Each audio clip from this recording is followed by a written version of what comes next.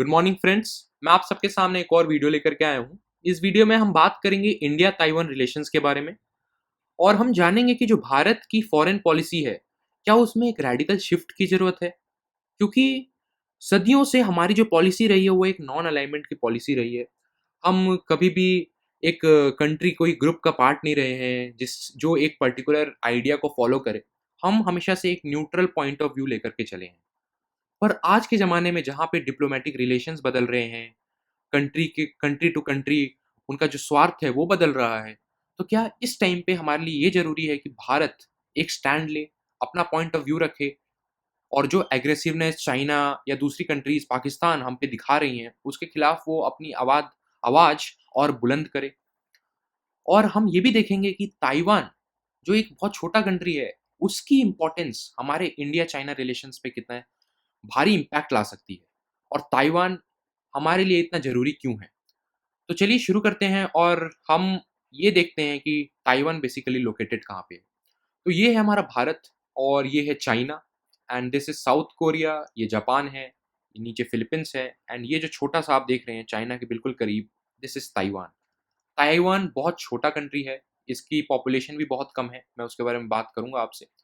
इसका एक ज़ूम्ड मैप दिखाऊँ आपको, तो यहाँ आप देख सकते हैं कि ये है छोटा-सा island, this is basically Taiwan and it is located very close to this is basically China और ये चाइना से बहुत कम दूरी पे पड़ता है, जापान ऊपर है, नीचे फिलीपींस है एंड आप ये भी देख सकते हैं कि जो चाइना की जो नेबरहुड पॉलिसी है, वो हमेशा से अब जो है वो एग्रेसिव होना शुरू हो गई है।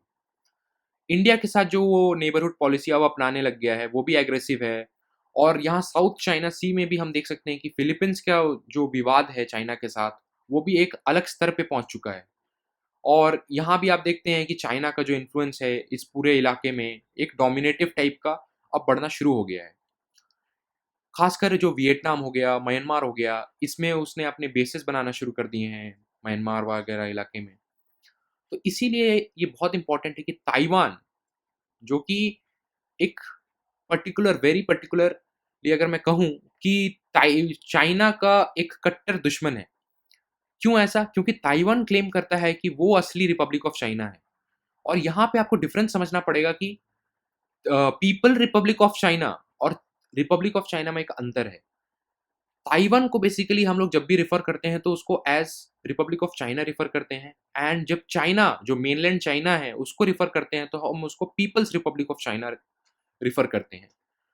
एंड चाइना क्लेम करता है कि ताइवान जो है वो basically People's Republic of China का पार्ट है and it is basically an integral part of China और कोई भी देश जो है इसको मान्यता ना दे, इसके साथ डिप्लोमेटिक टाइज़ ना बढ़ाए। इसकी पॉपुलेशन की बात करें तो इट इज़ अराउंड 23.7 मिलियन, बहुत ज़्यादा तो नहीं है क्योंकि अगर चाइना से कंपेयर करें तो ये तो बहुत ही छोटा पॉपुलेशन है। अगर इसकी हम डेवलप्ड कंट्री या नॉन डेवलप्ड की बात करें तो ये बेसिकली एक डेवलप्ड कंट्री है एंड इसको इसके political system, civil liberties, health care system और एजुकेशन, जो कि बेसिक प्रायोरिटीज़ होती हैं किसी भी नेशन को डेवलप्ड बनाने में, वो यहाँ की बहुत ही मशहूर हैं and it is very much known for this kind of system. तो इसीलिए आप देख सकते हैं कि Taiwan is basically much developed, इतना छोटे होने के बावजूद और बहुत ही डेवलप्ड है और बेसिकली प्रॉब्लम यहाँ पे ये है कि ओनली 14 यूएन मेंबर्स, अराउंड 194 के 194 मेंबर्स हैं यूएन के, उसमें से ओनली 14 यूएन मेंबर्स जो हैं इनके साथ ऑफिशियल टाइज़ रखते हैं, बहुत कम। ऐसा क्यों? क्योंकि China basically is like a trade hub. China को के लिए बहुत ज़रूरी है कि चाइना के साथ ट्रेड इतना ज़रूरी इसलिए है क्योंकि उससे जो इन्वेस्टमेंट आती है वो प्रॉफ़िट गेन में हेल्प करती है, उनके कंट्री में जो इन्फ्लो होता है उससे उनका इंफ्रास्ट्रक्चर डेवलप होता है। बहुत कुछ ऐसी चीज़ें हैं जिसको जो ट्रेड की वजह से इस प्रकार का डिसीज़न लेना पड़ता है कि only 14 UN members are basically with official ties with Taiwan. तो ताइवान अगर हम बात करें तो ये वर्ल्ड ट्रेड डब्ल्यूटीओ का मेंबर है, एशिया पैसिफिक इकोनॉमिक कॉर्पोरेशन जो है उसका भी मेंबर है, यहाँ तक कि एशियन डेवलपमेंट बैंक का भी एक मेंबर है। पर इसके वहाँ ताइवान नाम से नहीं, अलग-अलग नाम से वेरियस नेम्स के अंडर ये ऑपरेट करता है और इसीलिए ये बहुत इम्पोर्टेंट हो जाता है कि आज के ज़माने में जो करंट हैपनिंग्स हैं उसको हम जानें। तो आप देख सकते हैं कि मैंने ऑलरेडी आपको बताया कि एक बहुत मैसिव चाइनीज़ एग्रेशन फेस कर रहा है। And this is basically militarily बहुत मैसिव चाइनीज एग्रेशन फेस कर रहा है। और China basically one China policy, इस पे मैं अलग से वीडियो बना दूंगा वन चाइना पॉलिसी के ऊपर। वन चाइना पॉलिसी को तहत जो ताइवान है, तो जो चाइना है वो ताइवान को अपना एक इंटीग्रल पार्ट मानता है and People's Republic of China इसको बताता है। और ये चाइनीज एयरफोर्स हमेशा देख सकते हैं आपकी न्यूज़ में भी आता रहता है कि और जो लाइन ऑफ डिवीजन है जिसको हम मेरिडियन मीडियन लाइन कहते हैं, उसको हमेशा वो करता है, हमेशा वायलेट करता है। और चाइनीज एयरफोर्स उनके अंदर घुस जाती हैं, वहाँ पे होवर करके वापस आ जाती हैं। तो बहुत ऐसी एग्रेसिव पॉलिसी जो है वो चाइना अपना रहा है।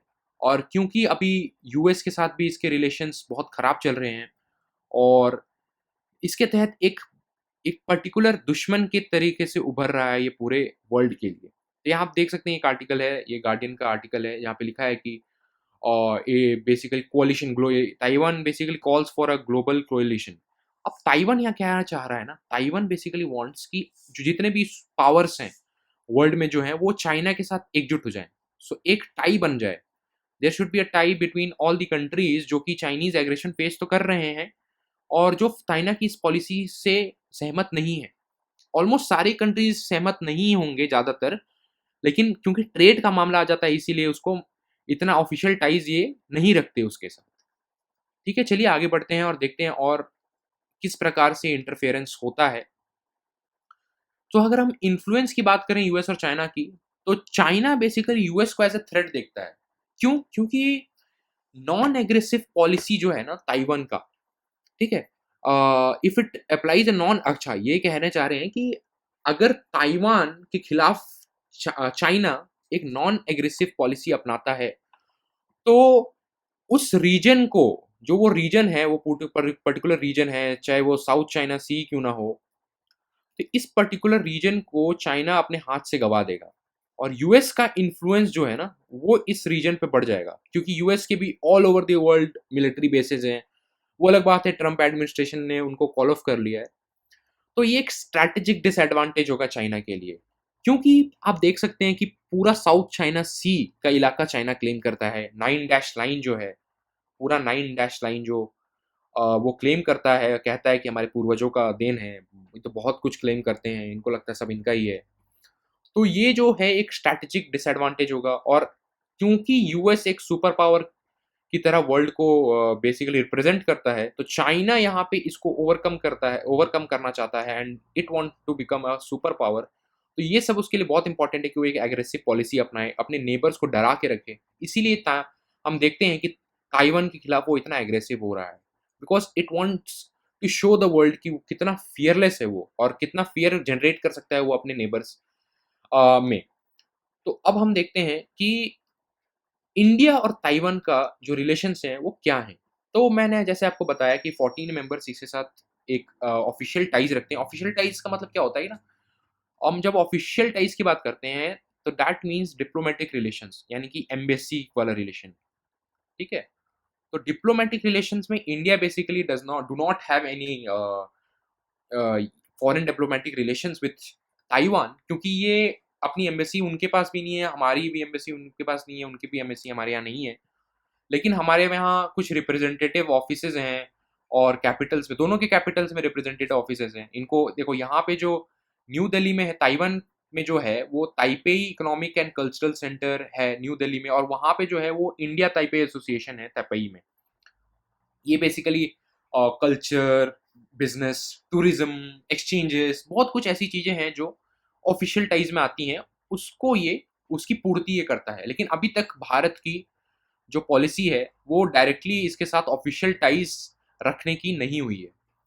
तो क्या पॉलिसी भारत को अपनानी चाहिए? जैसा कि मैंने बताया कि अब न्यूट्रल रहना भारत के लिए बिल्कुल भी अब ये बहुत अच्छा नहीं रहेगा ये भारत के लिए कि वो एक न्यूट्रल पॉलिसी अपनाए। सो इट इज़ बेटर कि भारत का जो चाइनीज़ एग्रेशन भारत पे हो रहा है वो दिखाना चाहता है। मैंने आपको ऑलरेडी बता दिया कि उसकी मोटिव दिखाता है कि किस तरीके से वो ग्लोबल सुपर पावर बनना चाहता है।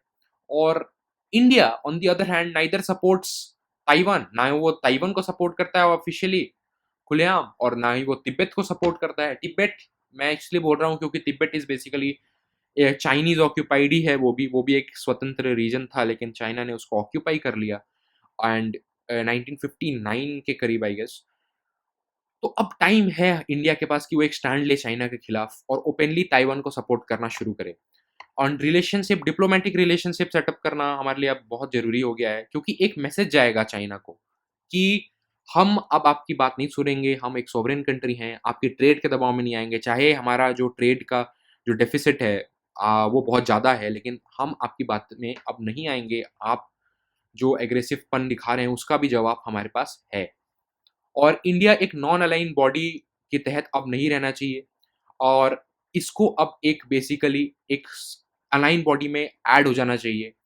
जैसे कि कुछ ऐसे ग्रुप्स हैं जैसे कि क्वाड। क्वाड बेसिकली क्या है ना, जैसे कि मैं अब आपको बताता हूँ। Quad quad is basically quadrilateral security initiative. देखिए, क्वाड्रिलैटरल सिक्योरिटी इनिशिएटिव है। ये क्या है? ये 4 कंट्रीज़ हैं, बेसिकली 4 कंट्रीज़ हैं जो आपकी इंडिया हो गई, आपकी ऑस्ट्रेलिया हो गई, आपका जापान हो गया and US. These 4 countries basically in 2007 they started a group जहाँ पे वो अपनी फॉरेन पॉलिसी को डिस्कस कर सकें, सिक्योरिटी को डिस्कस कर सकें और कुछ इस प्रकार से जो इश्यूज़ आते हैं, उसको डिस्कस कर सकें, क्योंकि इन चारों कंट्रीज़ का एक मेजर इम्पोर्टेंस है पूरे वर्ल्ड पे। यहाँ पे इन चारों कंट्रीज़ के ग्रुप को ही हम क्वाड कहते हैं। बेसिकली अपनी मीटिंग्स रखते हैं, पर इनकी मीटिंग्स उस प्रकार नहीं होती जैसे सार्क की मीटिंग होती है या एसियान की मीटिंग होती है। इनकी मीटिंग्स जो होती हैं वो बहुत ज़्यादा इनफॉर्मल टाइप्स होती हैं और हमेशा ऑर्गेनाइज़ नहीं करवाई जाती। पर जो मिलिट्री एक्सरसाइज़ेज़ हैं, वो रेगुलर बेसिस पे होती हैं exercises. What type of exercises? You must have heard about Malabar exercise. तो मालाबार टाइप को की एक्सरसाइज़ेज़ जो हैं वो रेगुलर बेसिस पे करवाई जाती हैं। So it is very important for us कि इन इस क्वाड को हम और आगे बढ़ाएँ। क्वाड की जो इनिशिएटिव है उसको एक दूसरे लेवल पे लेके जाएँ ताकि जो चाइना का इन्फ्लुएंस है वर्ल्ड पे, वो धीरे-धीरे घटे। इसी इंस्टेंस में मैं आपको एक इवेंट बताना चाहूँगा कि 10 अक्टूबर, यानी कि मैं जिस दिन ये वीडियो बना रहा हूँ उसके 1 दिन पहले बेसिकली ताइवान का नेशनल डे मनाया गया था। Taiwan National Day was celebrated on October 10. This was the 109th day of formation of Taiwan. और चाइनीज एम्बेसी ने, आप सोचिए कि चाइनीज एम्बेसी ने एक लेटर जारी किया जिसमें उसने कहा कि जो हमारी मीडिया है उसको वो ये बताना चाह रहे हैं कि आप जो हैं वो ताइवान के नेशनल डे पे कुछ भी टेलीकास्ट ना करें, कुछ भी चाइना के खिलाफ, उसके सेंटिमेंट्स के खिलाफ कुछ ना बोलें। तो ये एक बहुत ही खराब मूव है और ये क्लियरली दर्शाता है कि चाइना जो है वो थोड़ा बहुत थोड़ा डरा हुआ टाइप लगता है, और क्योंकि वो जानता है कि जितनी कंट्रीज़ उसको सपोर्ट करना शुरू करेंगी ताइवान को, उतना उसके लिए एक प्रकार से इकोनॉमिक लॉस भी है और इसकी स्ट्रैटेजी जो है, जो वन चाइना पॉलिसी की, उस पे भी एक बहुत, बहुत बुरा असर डाल सकता है। सो इसीलिए इम्पोर्टेंट है चाइना के लिए कि चाइना एक एग्रेसिव पॉलिसी अभी के लिए अपनाए। इसीलिए आप देख सकते हैं कि यहाँ पे जब हमने ताइवान नेशनल डे था, उस दिन ताइवान के जो फॉरेन अफेयर्स जो मिनिस्ट्री है, उसने ये ट्वीट किया है। इसमें उन्होंने लिखा है कि हम इंडिया को पर्टिकुलरली धन्यवाद देना चाहेंगे कि ताइवान की जो नेशनल डे है, उस पे मैसिव सपोर्ट किया था, एक मैसिव सपोर्ट दिखा इंडिया की तरफ से, एंड उसके लिए वो कांग्रेचुलेट करना चाहेंगे, थैंक यू बोल रहे थे इंडिया को। और हमने न्यू दिल्ली की जो एम्बेसी है, जो न्यू दिल्ली में चाइनीज़ एम्बेसी है, उसके खिलाफ ऐसे पोस्टर्स भी देखे जहाँ पे happy national day of Taiwan ये लिखा गया था, या देख सकते हैं ये embassy of People's Republic of China यहाँ पे है। तो इस प्रकार से कुछ भावनाएँ तो जगी हैं हमारे देश के लोगों में।